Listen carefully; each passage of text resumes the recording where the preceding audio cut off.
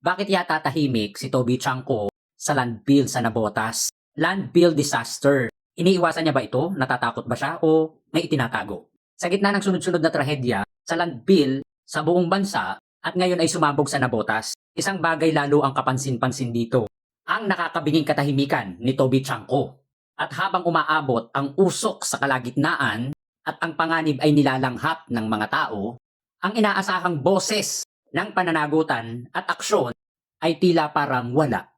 At sa krisis na ito, pwede itong maging sanhi ng pagkakasakit ng mga tao na naaapektuhan ito. Ang katahimikan ay hindi neutral.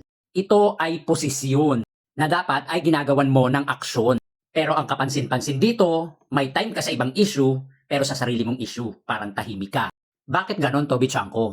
Ayon sa ban, toxic ang sunog sa Navotas sanitary land bill ay hindi isolated case. Ito ay pangatlong land bill incident sa loob lamang ng 4 na buwan. Kasunod ng Binaliw land bill tragedy sa Cebu at 36 namatay. At pagguho sa Rizal land bill, may nasawi at may nawala.